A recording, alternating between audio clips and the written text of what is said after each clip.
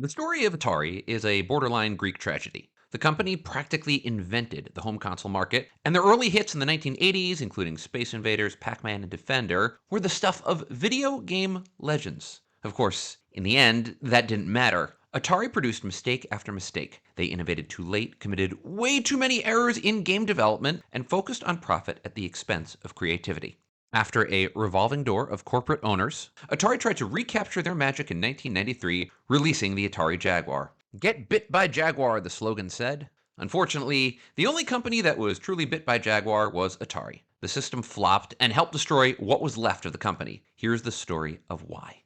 Jaguar's history of development goes all the way back to 1989. Atari's previous home console was the Atari 7800, a third generation system that made its world premiere in 1985, faring poorly against its companion systems. How poorly? Well, the Atari 7800 sold 1 million games in the Americas and an unknown number of games in Japan, while the Nintendo sold more than 61 million units. Heck, even the Sega Master System sold more than 19 million units. Atari had tried to pivot in other directions. That included computer models, such as the Atari 1040 STF and the XE game system. Millions of those computers were sold, but the competition was fierce, and Atari failed to make a major dent in the computer market.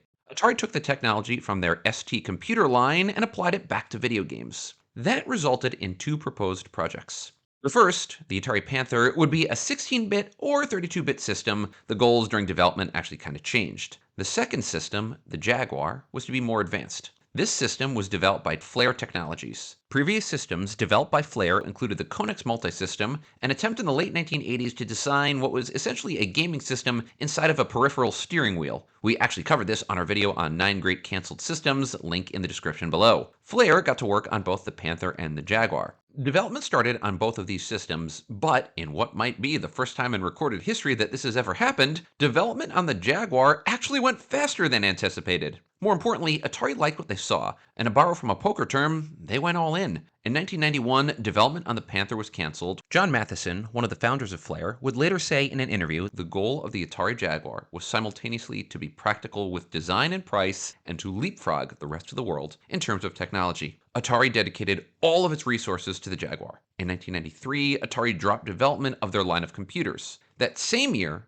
announcement of the Atari Jaguar went public, with Atari launching the system at the 1993 Summer Consumer Electronics Show. As noted in their first press release, the Jaguar was a, quote, revolutionary new multimedia entertainment system, complete with a 64-bit RISC processor, which Atari claimed was, quote, 4 times faster than the technology currently seen in the market today. The system was capable of producing 16 million colors, shaded 3D polygons, and real-time texture mapping. The Jaguar contained its own digital signal processor that claimed to be capable of producing 16-bit stereo CD quality and human voices. It would be manufactured by IBM, the computer giant, under a $500 million deal. The system also leaned on its potential to expand, coming with a 32-bit extension port that would allow for internet-based capabilities. The controller was odd. It contained a D-pad, 3 buttons, and a curved surface that was somewhat controversial. It also contained a keypad that took up a massive amount of real estate on the center of the device. The controller may have been the most divisive part of the system.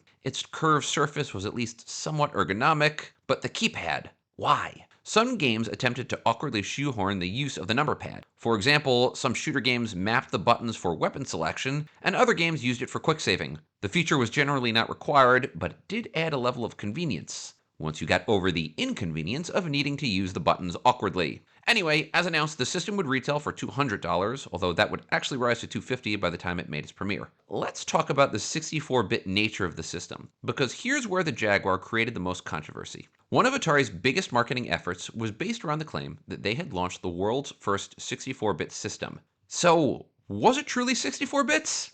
I hate to sound like a politician, but it depends on your definition of 64-bit. The Jaguar didn't have a 64-bit RISC processing chip. It had 2 coprocessor chips, nicknamed Tom and Jerry. Both of these executed 32-bit instruction sets. And when you add 32 and 32, you get 64. It also had a Motorola 68000 system processor, which was, in the words of Atari documentation, used as a manager. Trip Hawkins, founder of 3DO and Electronic Arts, noted that, quote, it's only because of an ambiguity in the law that they can say 64-bit without having to explain what they mean. How honest was this? I mean, We're talking about an industry that made blast processing famous, so I wouldn't get too caught up in the semantics, but there's no doubt that it was not a totally honest claim, and considering that this was integral to Jaguar's marketing efforts, that does kind of feel like a big deal. Some reviewers allowed that the system was 64-bit, with magazines like Next Generation saying that the system did run at 64 bits, given that the pathway from the DRAM to the CPU was 64 bits wide. This was the same line of defense that John Matheson used when defending the 64-bit moniker. Others, like Electronic Gaming Monthly, accused Atari of practicing, quote, fuzzy math, saying that if Sega Saturn interpreted its bit count this way, it would have 112 bits. Speaking of math, one of the main taglines for Atari Jaguar was, quote, do the math. That, of course, was a reference to the fact that the system was 64 bits, when you added 32 and 32. Could be me, but if the slogan for your video game system is encouraging people to do math, maybe you've got bigger issues. I jest, but the slogan belies Atari's real marketing efforts. They wanted to show that the Jaguar had the best graphics and processing power of any system ever. All you had to do was the math. This entire strategy was a noted choice by Atari. They would focus on the hardware of the system, not the software library. That would bite them in the rear later. The system made its test premiere in the New York and San Francisco markets in November 1993. A US-wide premiere occurred at the start of 1994. A $3 million marketing budget and a telephone support line helped the system get off the ground. The Jaguar's reviews were decidedly mixed. GamePro gave it a mixed rating, noting, prophetically, that the hardware was solid, but that the weak game library caused problems. These comments were echoed by other reviews, including Game Players and Next Generation. On the other hand, GameFan awarded Jaguar its Best New System of 1993. Let's talk about the Jaguar's biggest problem: the game library. Atari said that over 200 developers signed up to make games, but only 3 games were available on release: Cybermorph, Raiden, and Trevor McFur and the Crescent Galaxy. Cybermorph was the pack-in game, but none of these games took advantage of the system's supposed advanced graphical capabilities. Atari had promised the world, but they hadn't delivered. These 3 games were available in November 1993. The next game, Evolution Dino Dudes, wouldn't be released until March 1994. There was 1 more game in April, 2 more in August, 1 more in October, and another 3 in November. All told, that's 11 games in the first year. That's not good. When Nintendo made its North American premiere, it started with 18 games. The poor library was ultimately one of the things that doomed the Jaguar. By the time the system disappeared, only 50 cartridge games were made available. Of these games, Aliens vs. Predator sold the best, selling about 85,000 units. The game was a first-person shooter which took advantage of Jaguar's graphics, allowing you to play 3 different scenarios: aliens, predators, or humans. The other game cited as Jaguar's best was Tempest 2000, a remake of the 1981 classic Tempest. In this game, you once again pilot the Blaster, that's the ship from the original game, and fly across numerous levels of an intergalactic war. Atari did what they could to lean to the first-person shooters. In fact, its entries within this genre included 2 of the most popular first-person shooter games of the era, Doom and Wolfenstein 3D. Other games included Battlemorph and Blue Lightning, both for the Jaguar CD, as well as Hover Strike and Raiden. For all their talk about working with other third-party developers, Atari could not recruit software houses to make games for the system. 32 different third-party developers made games for the Jaguar, but most made only 1 or 2, and the Atari Corporation itself only produced 4 first-party games, a pathetically low number. This lack of first-party support, combined with only smaller, lesser-known studios really making games for the system, helped destroy it. Among the third-party developers, most are minor studios that are no longer in existence today. The largest of these was id Software, makers of Doom. This begs a question: why did Atari struggle with recruiting developers to the system? There's a few reasons here, and none of them are good. First is Jack Tramiel. Tramiel bought the Atari Corporation from Warner Communications in 1984. Tramiel is actually a fascinating person within the realm of the video game industry. He's a Holocaust survivor who was known as a tough-as-nails businessman who immigrated to America and built a business empire out of nothing.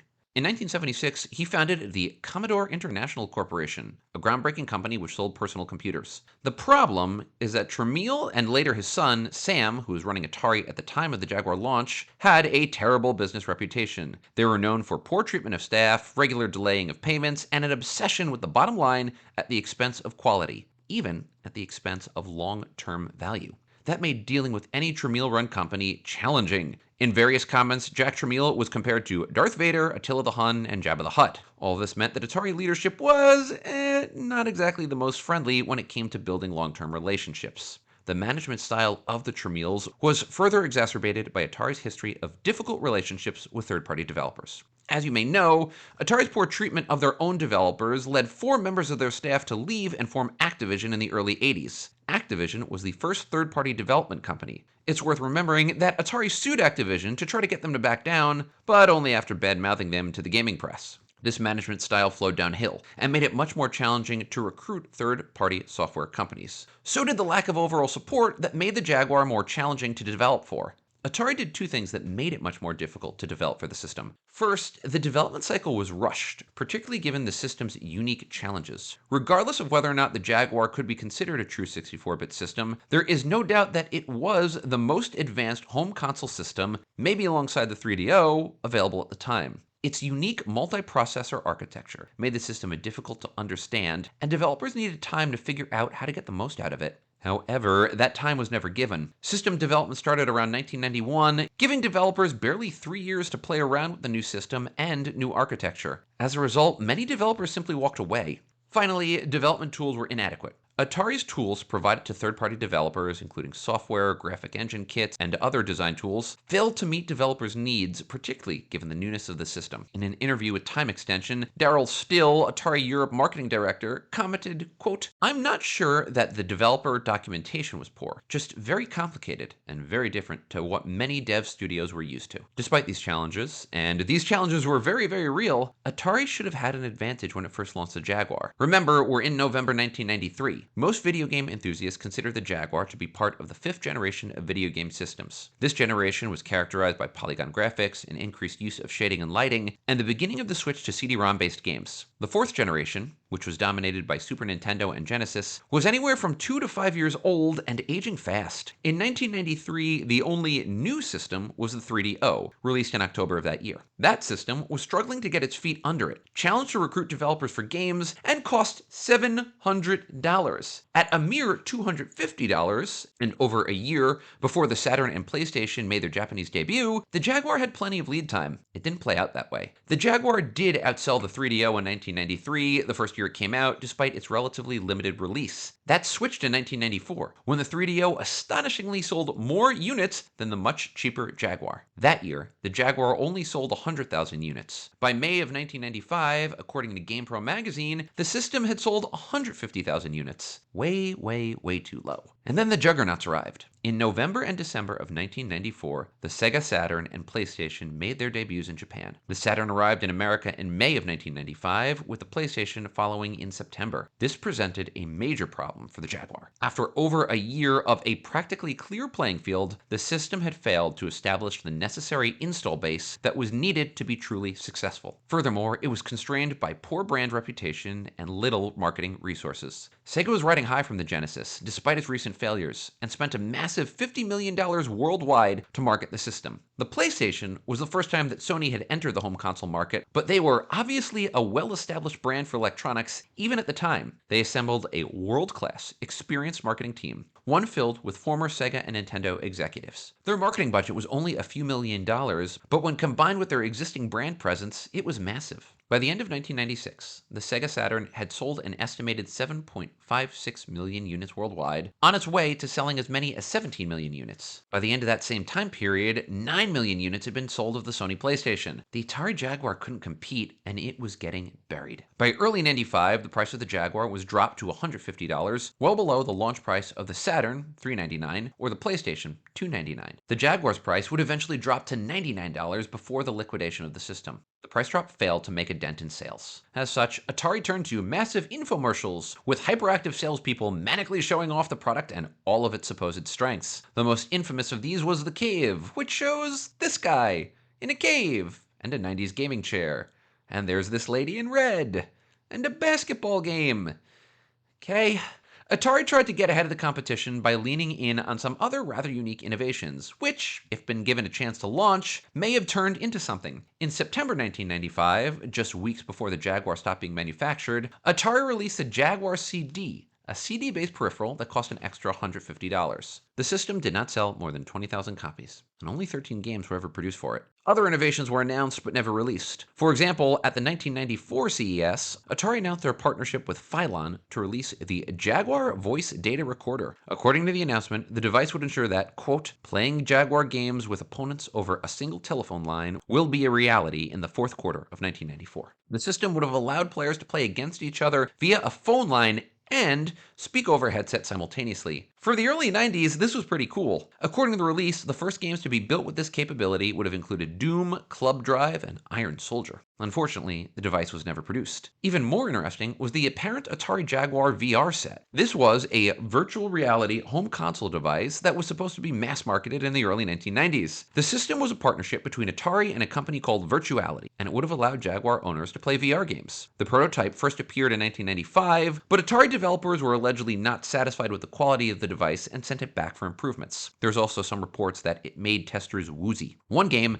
Missile Command 3D, allegedly worked with the system. And finally, there was actually a Jaguar 2 in development. This was announced as early as 1993 in Atari's financial statements of that year. Some prototypes of the system were even available. Before many of these peripherals could be released, reality got in the way. Sales for the Jaguar continued to sputter, and against industry monsters like Sega and PlayStation, the Jaguar never had a prayer. In the end, for all the effort in marketing, the system sold less than 250,000 units across the world. In the last quarter of 1995, Atari made a mere $3 million off of Jaguar sales. In November of that year, amid rumors of system cancellation and Atari's pending exit from the video game industry, the president of their North American operations, Ted Hoff, resigned. His resignation was followed by the layoff of another 20 or so staffers, including engineers, producers, and more. When commenting about the layoffs, Hoff said that they were, quote, an indication that Atari's long-term intentions were not to continue in pursuit of video game developing or publishing, neither for the Jaguar nor Atari Interactive.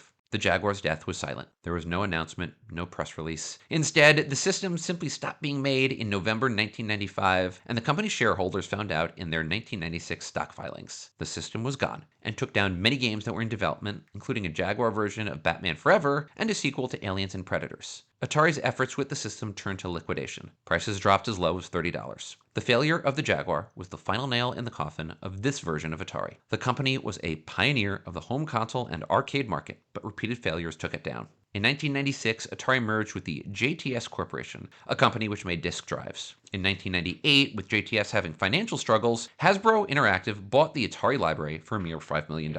However, for Jaguar enthusiasts, all was not completely lost. For example, Time Warner released a series of arcade games in the 1990s known as, quote, Kojag, that was based off of Jaguar games and the system's architecture. This included well-known arcade games like Area 51 and Maximum Force. In 1996, Telegames, a company known for publishing games abandoned by their developers, began to release a series of previously unreleased Jaguar games, including Towers 2, Worms, and Iron Soldier 2. These releases helped keep the system alive when it came to enthusiasts for it. Then, in 1999, Hasbro released the publishing rights of patents associated with the Jaguar, essentially making the system open source. Developers could create their own games for the system. According to a statement from Richard Cleveland, head of marketing for Hasbro Interactive's Atari business unit, quote, we realize that there is a passionate audience of die-hard Atari fans who want to keep the Jaguar system alive, and we don't want to prevent them from doing that. We will not interfere with the efforts of software developers to create software for the Jaguar system. Developers and enthusiasts took Hasbro up on their offer. There are now about 100 Atari Jaguar games that are unlicensed or created by enthusiasts of the system. Amazingly, the most recent one I could find, Mad Professor Moriarty, was released in April 2024, 31 years after the system was made, and 29 years after manufacturing for it stopped, games are still being churned out. Atari still exists, owned by the French holding company Infogrames. It continues to publish retro-themed games, memorabilia, and systems on its website. Systems now available include the Atari 2600, the Atari 7800, the Atari 400, and the Atari VCS. You cannot buy a remake of the Jaguar. Look, if I'm being honest, the Jaguar is kind of a sad story. It had expectations of reviving a legendary brand and restoring it to its rightful place as kings of the video game world. Instead, it was the final weight that dragged Atari into the ocean. However, for many of us, many of you, the Jaguar was a great system. It was one of the first entries into the 5th generation. It had then revolutionary graphics, and it did release some solid games. And let's be honest, if it still has enthusiasm and games are still being made 30 years later, it made a heck of an impression on some. I would love to know what you think. Did you play the Jaguar? Any great or horrendous memories? Let us know in the comments below, and definitely let me know what you thought of this video. This was the longest and most in-depth video I've produced so far, and I'd love to know if you like the new format. If you made it to the end, you must have liked what we've got to offer, so please hit that like and subscribe button and let us know what you think. Thank you so much for watching, and I hope you enjoyed watching this video as much as I did making it. Take care, folks.